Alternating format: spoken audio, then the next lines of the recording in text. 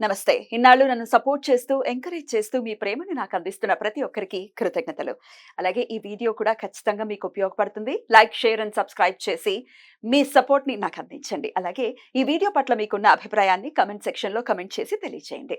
ఇప్పుడు వీడియోని చూద్దాం. నమస్తే, వెల్కమ్ టు అవర్ ఛానల్. నేను పద్మిని. ప్రస్తుతంతో పాటు ప్రముఖ ఆధ్యాత్మికవేత్త, శ్రీ విద్య ఉపాసకురాలు, ఎనర్జీ వాస్తు స్పెషలిస్ట్ శ్రీమతి జయప్రద గారు మనతో పాటు ఉన్నారు. మాట్లాడదాం. జయప్రద గారు నమస్తే అండి. శ్రీమాత్రే నమః. ఎలా ఉన్నారు? బాగున్నాను. నేను బాగున్నానండి. ఇకపై రెగ్యులర్ గా మాకు సమయం ఇచ్చి వీడియోస్ ఇవ్వాల్సిందిగా మనవి. తప్పకుండా కాంబినేషన్ చాలా ఇష్టం నాకు. Thank you. నాకంటే చాలా సమయస్ఫూర్తిగా అడుగుతుంటా ఏ విషయం క్వశ్చన్స్ అయినా. అలా అడిగినప్పుడు ఏమవుతుందంటే చాలా విషయాలు చెప్పాలనిపిస్తుంది. అందుకని ఖచ్చితంగా నాకు ఇంట్రెస్ట్ తప్పకుండా వస్తాను. వాగ్దేవి అనుగ్రహం ప్రతి ఒక్కరి మీద పరిపూర్ణంగా ఉండాలని మనస్ఫూర్తిగా కోరుకుంటూ మరి మొదలు పెడదామండి. తప్పకుండా. జూలై 1వ తారీఖు ఈ రోజు రాశి ఫలాలతో మీరైతే చాలా బ్యూటిఫుల్ గా, ఎందుకంటే మీరు అనాలిసిస్ లో కూడా ఉన్నారు. అంటే జాతకాలు చెప్పేయటమే కాదు, వాళ్ళ బిహేవియర్ ఎలా ఉంటుంది అనేది కొన్నేళ్ల బట్టి మీరు పరిశోధనలోనే ఉన్నారు కాబట్టి రాశి ఫలాలు కూడా డెఫినెట్ గా చాలా అక్యురసీ వస్తుంది మీరు చెప్పేటటువంటి విధానంలో. రైట్, ఇక జూలై 1 నుంచి చూసుకుంటే రకరకాల మార్పులు. అటు కాలసర్ప దోషంలోనే ఇప్పుడు గ్రహస్థితి ఉంది అని చెప్పుకోవచ్చు.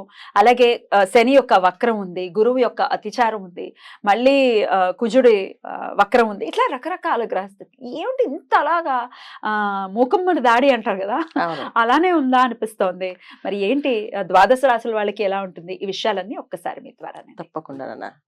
అయితే మనకి గ్రహాల అనుగ్రహం లేదు అని అనుకుంటున్నాం కదా. దీనికి కారణం ఏంటంటే మనం చేస్తున్న కొన్ని తప్పిదాలు. సో మానవులుగా మనం పుట్టిన తర్వాత కొన్ని విషయాలు మనం నియంత్రణ లేకుండా చేసే ప్రతి ఒక్క పని ఇవాళ అవి విజృంభిస్తున్నాయి. ప్రకృతి విలయతాండవం చేస్తుంది మన మీద. ఎప్పుడు ఎటు నుంచి ఏది వస్తుందో అని చెప్పకుండా చేసేస్తున్నారు వాళ్ళు. ఎందుకు ఇలా చేస్తుందంటే దానికి కారణం కూడా మనమే. ఎందుకంటే అకాలంగా చెట్లు నరికేస్తున్నాం, అంటే అకాలంగా ఇష్టం వచ్చినట్టుగా విసర్జన చేయడం, ఎక్కడ పడితే అక్కడ మాట్లాడడం, ఇష్టం వచ్చినట్టు మన మనుషుల్ని హీనంగా మాట్లాడడం. అంటే మానవుడిగా పుట్టాక, ఒక మనిషిగా పుట్టాక ఫస్ట్ మనిషిగా ఉన్నప్పుడు ఇంక తోటి మనిషిని గౌరవించాలి, తోటి మనిషిని హీనంగా మాట్లాడకూడదు. కానీ ఆ లక్షణాలు ఏమి పెట్టుకోకుండా మాకున్నది ఇంత అని గర్వంతో వెళ్ళిపోయిన వాళ్ళు, గర్వంతో ఎగిరే వాళ్ళు, గర్వంతో ఉన్న వాళ్ళకి ఇవన్నీ కూడా శిక్షలు. అంటే ఇప్పుడు ఏం చేస్తే పెద్దవాళ్ళు చేసిన ఏవైతే పుణ్యం ఉంటుందో అది పిల్లలకి వస్తుంది. మరి పెద్దవాళ్ళు చేసిన పాపం కూడా పిల్లలకి వస్తుంది కదా. ఒకప్పుడు ఎప్పుడో మనం చేసిన ప్రతి ఒక్క చర్యకి ఇవాళ మనం అనుభవిస్తున్నాం. ప్రతి చర్య అనమాట. అది ఎలా తీసుకుంటుందంటే ఇంకా విధ్వంసం చేస్తుంది. ఇప్పుడు మనకి కోపం వస్తే మనం నష్టపోతాం, మన కుటుంబం నష్టపోతుంది. ప్రకృతి కోపం వస్తే ప్రపంచము అల్లాడిపోతుంది. ఇది ప్రస్తుతం ఉన్న గ్రహస్థితి. ఇప్పుడు గ్రహ గమనాలు అన్ని కొన్నా మనకి ఎప్పుడు ఏది ఎలా నడుస్తుంది అనేది చెప్పడానికి లేకుండా ఉంది. ఇప్పుడు రాశి ఫలాలు మనం తీసుకుంటే మాస ఫలితాల్లో ఇప్పుడు కుజుడు అనుకూలంగా లేడు, రవి అనుకూలంగా లేడు, శుక్రుడు అనుకూలంగా లేడు, బుధుడు అనుకూలంగా లేడు. ఎవరికి వీళ్ళకి ఈ బుధుడు అనుగ్రహం ఉంది అంటే వాళ్ళకి బుధుడు అనుగ్రహం లేదు, వీళ్ళకి శుక్రుడు అనుగ్రహం ఉంది అంటే వీళ్ళకి శుక్రుడు అనుగ్రహం లేదు. అలా ప్రతి ఒక్కరికి ఒక్కొక్క రాశికి వీడు ఒక గ్రహమే అనుకూలం. అంటే ఈ మాసంలో మనం ఒక గ్రహం మాత్రం అనుకూలంగా ఉంది ఒక్కొక్క రాశికి. అది కూడా మిశ్రమ ఫలితాల్లో, పూర్తి ఫలితాల్లో కాదు. దీనికి మనం ఏం చేయాలి అంటే భగవంత ప్రార్థన. మనం మనిషిగా పుట్టినప్పుడు మనం చేయాల్సిన ధర్మం ఏది ఉంది, తోటి మనిషిని హీనంగా చూడకుండా తోటి మనిషితో మంచిగా మాట్లాడి వాళ్ళు ఎవరో ఏంటో పక్కన పెడితే మనిషి ముందు ఆ విధంగా మనం ముందుకు వెళితే అన్ని కూడా మనకి ప్రశాంతంగా జరుగుతాయి. మన ఇంట్లో మనం బయటికి వెళ్ళేటప్పుడు ఖచ్చితంగా దైవారాధన, దీపారాధన చేసుకోవడం, శుభశకునాలు చూసి బయటికి వెళ్ళడం. వెళ్ళేటప్పుడు ఇంట్లో పెద్దవాళ్ళు ఎవరన్నా అమ్మ ఉంటే అమ్మ, భార్య ఉంటే భార్యని ఎదురు రమ్మని చెప్పడం. వాళ్ళు వెళ్ళేటప్పుడు వస్తున్నప్పుడు క్షేమంగా వెళ్ళండి, లాభంగా రండి అని చెప్పి వాక్యం చాలా ముఖ్యం. ఒకప్పుడు ఇలా ఉన్న ఇప్పుడు ఈ ప్రస్తున్న కాలానికి, ఈ విషమ కాలానికి మాత్రం ఖచ్చితంగా ఇంట్లో శుభశకునాలు చూసుకొని బయలుదేరడం అనేది చాలా చాలా అవసరం. ఇది చేదస్తాల కింద కొట్టి పడేస్తే మాత్రం మనం ఇంకేం చేయలేము. పాజిటివ్ యాటిట్యూడ్ ని మనం ఖచ్చితంగా పెంపొందించుకోవాలి, పాజిటివ్ గానే ముందుకు వెళ్ళాలి. ఎందుకంటే చాలా భయానకమైనటువంటి ఇవాళ కూడా చూసుకుంటే అక్కడ ఫైర్ యాక్సిడెంట్ జరిగింది ఇక్కడ జస్ట్ మనకి హైదరాబాద్ దగ్గరలోనే, లింగంపల్లి దగ్గరలో జరిగింది. సో ఎక్కడ చూసినా వార్త అనేది ఏదైనా వస్తుందంటే అది భయం వేసేస్తుంది, ఏం జరిగిందిరా. సరే, మరి గ్రహస్థితి ఇంత దారుణంగా ఉన్నప్పుడు డెఫినెట్ గా మనం మన జాగ్రత్తలు తీసుకోవాలి. దైవారాధన మస్ట్ అండ్ షుడ్ గా చేసుకోవాలి, అందులో ఎటువంటి డౌట్ లేదు. అయినప్పటికీ ఒకసారి ద్వాదశ రాశులకి విడివిడిగా ఒకసారి మాట్లాడుకుంటే పర్టికులర్ గా ఏ విషయాల్లో ఏ రాశుల వాళ్ళు జాగ్రత్త పడాలి అనేది ఒక్కసారి వివరించండి. తప్పకుండా. మరి మొదలు పెడదాం. మరి తులారాశి వారికి ఈ మాసం ఎలా ఉండబోతోందండి? తప్పకుండా తులారాశి వాళ్ళకి ఈ మాసం కాస్త అనుకూలంగానే ఉందమ్మా. ఎందుకంటే వీళ్ళకి ఎప్పుడు ఏదో ఒకటి దేవుడు కాపాడుతున్నట్టుగా వీళ్ళకి ఎప్పుడు ఏదో గ్రహం అనుకూలంగా కనిపిస్తుంటది. ఎలా సో అలా ఎందుకు అంటే వాళ్ళ జాతకంలో ఉండే యోగమా లేదా రాశి ఒక లక్షణం ఏంటంటే లాభస్థానంలో కుజకేతువులు కలిసి ఉన్నారు.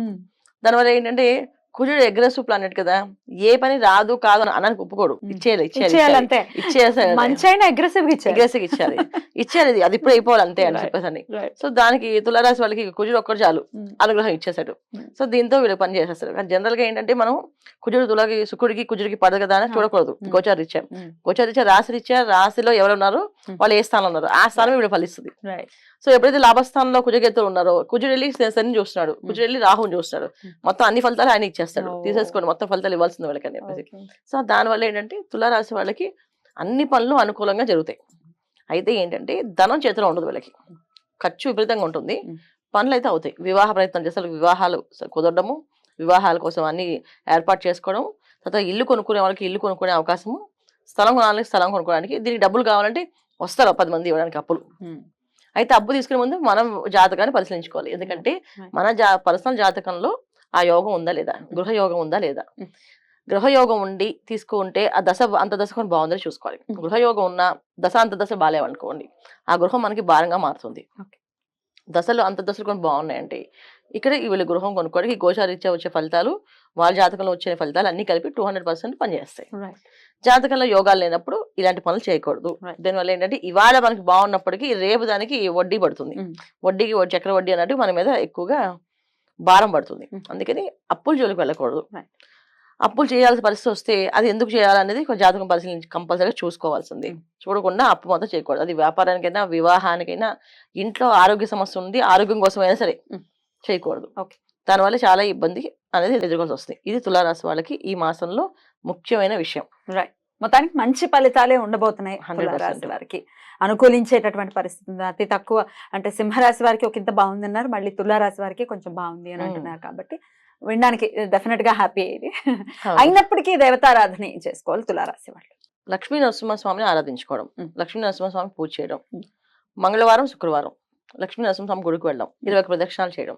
ఇది చేయడం వల్ల పిల్లలు ప్రశాంతంగా ఇంట్లో ఎటువంటి ఇబ్బందులు ప్రమాదాలు జరగకుండా ఉంటారు. ఎందుకంటే పిల్లల విషయంలో కాస్త మనం అజాగ్రత్త తీసుకోవడం లేదు. తులారాశి వాళ్ళు పిల్లల విషయంలో జాగ్రత్తగా ఉండాల్సిన అవసరం ఉంది, వాళ్ళ తల్లిదండ్రుల విషయంలో జాగ్రత్తగా ఉండాల్సిన అవసరం ఉంది. ఈ రెండు కూడా అనుకూలంగా ఉంటుంది. వీళ్ళ ఆరోగ్యం అన్నిటికంటే అనుకూలంగా ఉంటుంది. ఎందుకంటే అష్టమ స్థానంలో శుక్రుడు వీళ్ళకి, రాశాధిపతి అష్టమ స్థానంలో శుభగ్రహం వెళ్ళి పాపస్థానంలో ఉంటే ఖచ్చితంగా ఇబ్బంది పడతాం. వృషభ రాశి వాళ్ళకి అష్టమ స్థానం అయింది, దాంట్లో శుక్రుడు శుభగ్రహం అయినప్పటికీ కూడా అది అష్టమ భావం కదా. అష్టమ భావం శుక్రుడు ఎప్పుడైతే ఉన్నాడో కాస్త సుఖాలను దూరం అవుతాయి. సుఖం దూరం అవ్వడం అంటే ఎలా చేసుకుంటాం దూరం? మనం ఆరోగ్య విషయంలో దూరం చేసుకోవచ్చు, మన సంతాన విషయంలో ఏదైతే అయితే మన సుఖం అనేది దూరం అయిపోతాం. ఆటోమేటిక్గా వాళ్ళ కోసం ఆతృత పడుతూ ఆవేదన పడుతూ ఉంటాం కనుక ఖచ్చితంగా లక్ష్మీ నరసింహస్వామిని ఆరాధించడం వల్ల ఎటువంటి ప్రమాదాలు జరగకుండా ఇంట్లో ప్రశాంతమైన వాతావరణం కల్పిస్తుంది.